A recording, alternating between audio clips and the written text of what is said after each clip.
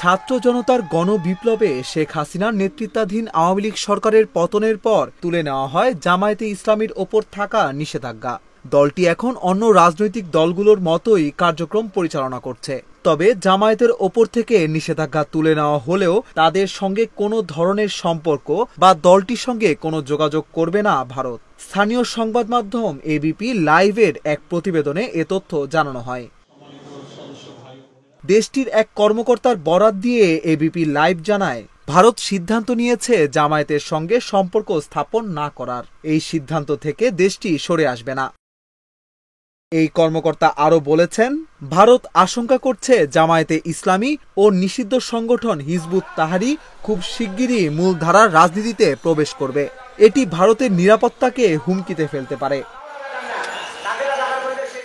তিনি জানিয়েছেন, জাতিসংঘের সাধারণ পরিষদে ভারতের প্রধানমন্ত্রী নরেন্দ্র মোদী ও বাংলাদেশের অন্তর্বর্তীকালীন সরকারের প্রধান উপদেষ্টা ডক্টর মোহাম্মদ ইউনূসের সঙ্গে বৈঠক হলে এ বিষয়টি নিয়ে কথা হতে পারে। তাদের দুজনের 22 থেকে 23 সেপ্টেম্বর জাতিসংঘের সাধারণ অধিবেশনে যোগ দেওয়ার কথা রয়েছে।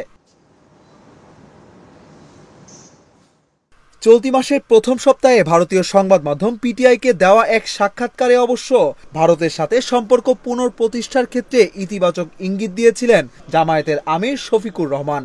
তিনি জানান, অতীতে জামায়াতে ইসলামীর সঙ্গে ভারতের যোগাযোগ ছিল, তবে গত 16 বছরে আওয়ামী লীগের শাসনামলে এই যোগাযোগ কমে যায়। ভারতের সঙ্গে কার্যকর সম্পর্ক এখন পুনঃপ্রতিষ্ঠা হতে পারে। শেখ হাসিনা সরকার প্রথম 2013 সালে জামায়াতের ওপর নিষেধাজ্ঞা দেয়। ওই সময় সংবিধানের ধর্মনিরপেক্ষতা লঙ্ঘন করার অভিযোগে দলটির নিবন্ধন বাতিল করা হয়।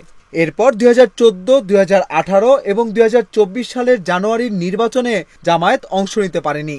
ছাত্র জনতার গণবিপ্লবের মুখে গত 5 আগস্ট পতন হয় শেখ হাসিনার নেতৃত্বাধীন আওয়ামী লীগ সরকারের। এর মাত্র 4 দিন আগে জামায়াত ইসলামীকে নিষিদ্ধ করেছিল তারা। পরে নিষেধাজ্ঞা তুলে নেয় অন্তর্বর্তী সরকার। এরই মধ্যে রাজনৈতিক দল হিসেবে নিবন্ধন ফিরে পেতে আইনি প্রক্রিয়া শুরু করেছে জামায়াত।